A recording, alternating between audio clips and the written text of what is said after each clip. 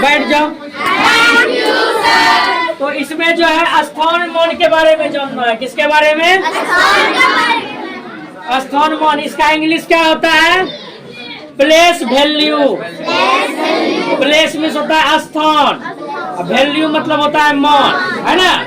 तो place value कह रहा है किसी संख्या में किसी अंक का वह मान जो उसके स्थान विशेष की स्थिति के अनुसार बदलता रहता है, उसको क्या कहेंगे? स्थानीय मान कहेंगे। जैसे देखो एक संख्या हम लिए थे ना, इकाई, दहाई, सैकड़ा, हजार, 10,000, लाख, 8,29,365 संख्या लिए हैं। तो इसमें देखो इसका बोलेगा कि आप स्थान मान निकालिए, है ना। तो इसमें लिखा हुआ है इस संख्या में जो है प्रत्येक अंक का स्थान मान निकालना है। यानी प्रत्येक अंक मतलब क्या? सभी अंकों का। समझ में आया? तो सब अंकों का निकालना था तो हम बारी बारी से सबका निकाले। पहले 5 निकाले। 5 इकाई के स्थान पर है तो 1 से गुना, 5 एका 5। 6 दहाई के स्थान पे है तो 6 गुना 10। 7 3 है, उसके बाद 3 सैकड़ा के स्थान पे है तो 3 गुना 100। फिर 9, जितना इधर बढ़ते गया उस पर 0 बैठते गया। 9 है, 9 के बाद जितना अंक है उतना 0 बैठ गया। 1 2 3, 9 पर 3 0, फिर 2 पर 4 0, फिर 8 पर 5 0। इसी को बोलेंगे स्थानीय मान। क्या बोलेंगे? मान लो कोई संख्या दिया रहता, फिर दूसरा इस तरह से। इसमें कहा था 9 का स्थान मान निकालने। किसका? 9 का कहता स्थान मान निकाले। तो 9 का स्थान मान न सिर्फ कह रहा निकालने, सबका नहीं कह रहा है। तो 9 यहाँ पर है तो 9 का सिर्फ निकाल लेंगे। 9 गुना 9 के बाद कितना अंक है? 1 2 3, तो 1 पर 3 0 दे देगा। तो 9 गुना 1000, 9000। यही स्थान मान निकल गया। सीख गया ना? स्थान मान बन जाएगा ना? उसके बाद है जाति मान, फेस वैल्यू। जाति मान का इंग्लिश क्या होगा? कहता है कि किसी संख्या में किसी अंक का जाति मान वह मान है जो उसका अपना मान है। देखिए जाति मान उसको बोलेंगे जो अंक का कहेगा निकालने के लिए, जिस अंक का, वही उसका आंसर होगा। समझ गया ना? जैसे यहाँ पर देखो इसमें बोला 2 का जाति मान निकाले तो 2 यहाँ पर न है। 2 का बोला है तो 2 ही आंसर होगा इसका। मान लो कोई दूसरा संख्या रहता और 7 9 6 5 8, इसमें कहता 9 का जाति मान निकाले तो क्या हो जाएगा? 9 का जाति मान 9 ही होगा। क्या होगा? आंसर इसका आ जाएगा 9। समझ में आ गया? जाति मान निकालना है, जो जिसका बोलेगा निकालने के लिए वही आंसर होगा। और स्थानीय मान में जिस संख्या का कहेगा देख लेगा कि वह संख्या कहाँ पर है ना।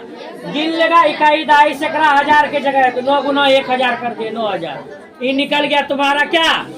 स्थानीय मान निकल गया। ठीक है। देखिए कल बताए थे ना कि आपको संख्याओं के बारे में जानना है, किसको क्या बोलेंगे, कौन सी संख्या को। समझ गया ना? तो अब संख्याओं के प्रकार के बारे में जानना है। किसके बारे में? Types of numbers. ठीक है। तो पहला पॉइंट है प्राकृतिक संख्या। क्या है? इंग्लिश में बोलेगा नेचुरल नंबर्स। नेचुरल प्राकृतिक संख्याएं। तो कह रहा है कि गिनती की संख्या को प्राकृतिक संख्या कहते हैं। गिनती की संख्या को क्या कहते हैं? गिनती कहाँ से शुरू होती है? 1 से शुरू होती है ना। तो याद रखिएगा कि प्राकृतिक संख्या जो है हमेशा कहाँ से शुरू होता है? कोई पूछ देगा कि बताओ सबसे छोटी प्राकृतिक संख्या कौन सी है, तो क्या बोलेगा? समझ में आ गया? तो इसको n द्वारा सूचित करेंगे, है ना। n से नेचुरल नंबर होता है, इसको शॉर्ट में n लिखेंगे। तो स्टार्टिंग कहाँ से होगा? 1 2 3 4 5 से, ठीक है। और ये समाप्त नहीं होगा, होगा अनंत तक जाएगा। कहाँ तक? यहाँ देखिए, इसका बोलता है इनफिनाइट, बोला जाता है अनंत। ये जो एस लिखा हुआ है उल्टा करके 8, इसको क्या बोलेंगे? अनंत। क्या बोलेंगे? तो समझ में आ गया। नेचुरल नंबर कहाँ से स्टार्टिंग होता है? 1 से स्टार्टिंग होता है। कहाँ तक जाएगा? अनंत तक जाएगा। चलिए दूसरा, इसी में इस पॉइंट है कि सभी प्राकृतिक संख्याएं धनात्मक होती है। धनात्मक समझता है ना, पॉजिटिव, है ना। यानी कि सब में प्लस लगा हुआ है, माइनस नहीं होता है। प्राकृतिक संख्या जो है माइनस हमेशा क्या होगा? धनात्मक होगा। क्या होगा? दूसरा पॉइंट है पूर्ण संख्याएं। क्या है? इंग्लिश बोलेगा होल नंबर्स। इंग्लिश क्या बोलेगा? हिंदी में क्या बोलेगा? कहता है कि प्राकृतिक संख्या में शून्य को क्या करेंगे? शामिल कर लेंगे। ये देखिए प्राकृतिक संख्या था 1 2 3 4 5, इसके आगे में हम शून्य लगा दिए हैं। यहाँ पे लगाए हैं कि नहीं लगाए हैं? इसको क्या बोलेंगे?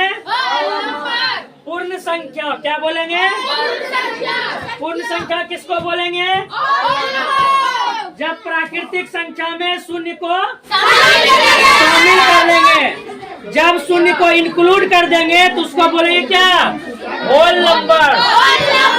इसको किससे सूचित करेंगे? W बराबर स्टार्टिंग कहाँ से हुआ है? 0 1 2 3 4 5, कहाँ तक जाएगा?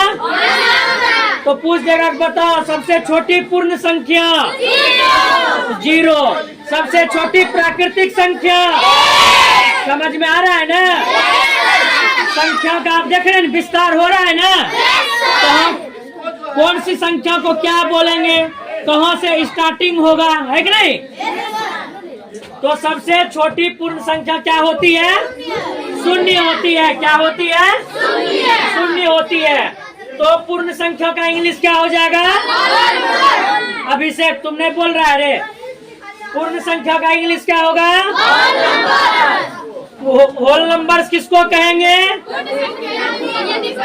यदि प्राकृतिक संख्याओं में शून्य को भी क्या कर लेंगे? शामिल कर लेंगे, तो उसको क्या बोलेंगे? याद रहेगा ना? कल सुनेंगे भी। और इसको 2 बार आपको लिख लेना है। जितना आज ही पढ़ाए हैं सबको 2 बार लिखना है, ठीक है।